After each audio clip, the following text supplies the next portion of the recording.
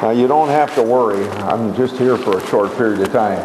These are the folks that did all the work to make your workshop worthwhile. And of course, you did a lot towards this by just coming here to bring attention to the needs of foster care. So it's a privilege for me to do not much more than welcome you, but thank you very much for the kind introduction. And you know, I liked everything I heard, and if it had gone on, it would have been okay with me. See, so she mentioned the name of my co-chair, Mary Landrieu, senator from Louisiana. We co-chair this Senate caucus on foster youth, and so I have my opportunity to welcome you to this briefing on older youth and foster care. And I talked to Mary this morning, Senator Landrieu this morning, and it's on her schedule to be here sometime as well. Of course, right now, this month is National Foster Care Month. And so to bring attention to this, later this week, Senator Landrieu and I will introduce a Senate resolution to commemorate this month and highlight the issues affecting children and youth in foster care. Senator Landrieu and I established the caucus on foster youth to give youth both in and out of foster care the opportunity to have their voices heard.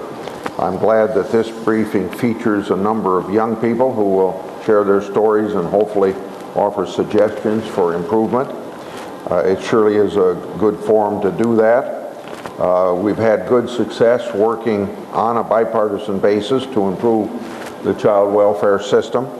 In 2008, Congress passed the most significant reform in child welfare policy in over a decade, and you folks know that as a Connection Act, but the long-term name of it is Fostering Connections to Success and Increasing Adoptions Act, and that was passed in the year 2008. This bill passed unanimously during the final days of a very contentious Congress in the midst of a hotly contested election, and that would not have been possible if not for your work at the grassroots level. So I thank you and your colleagues who worked hard to get this bill passed. Children in foster care do not have highly paid lobbyists like this town is famous for. And so foster care's causes are advanced by people like you coming here or the people here at the table. And I hope you see yourself as a very important part of that process. It's because in order to move forward with legislation, the ideas and impetus and much of the work has to come from the community. And that no doubt results in better outcome as well. The best ideas don't come from us here inside Washington. Hopefully we represent good ideas coming from outside the city, because that's where the real world and the real experiences are. And of course, there's more work that needs to be done. We have more to do to improve our nation's child welfare system. Information sessions such as the one that we're having today offers us the opportunity to learn what we need to do to move forward so that no child is ever without a permanent and loving home. There's a thank you here, but before I give that thank you, I want to say something that I would not only say to you, but I would say to almost any group that I talk to that has come from outside the town to represent various caucuses.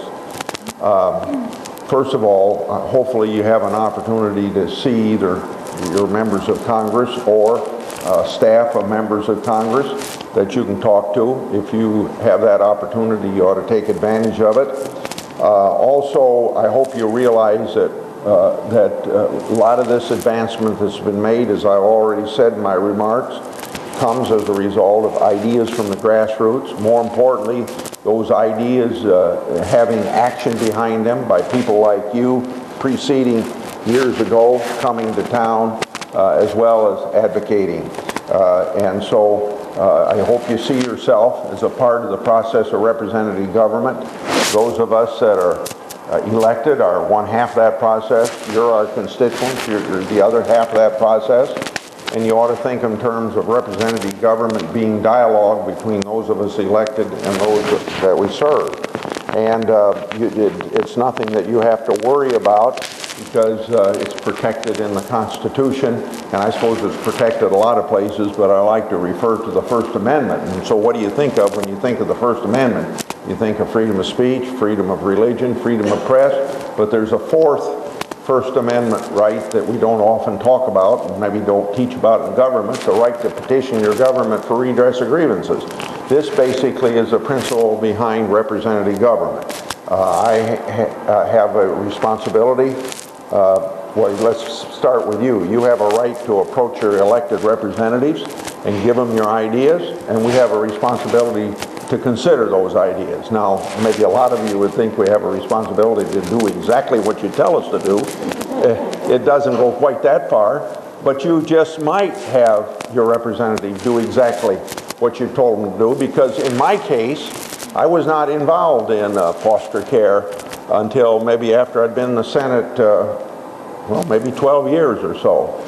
But the last 18 years I've been very involved, and I was involved because people like you came and told me, and maybe people younger than you came and told me, you know, what I would like to have is a family. I'd like to have a mom and dad. I'd like to have some permanence.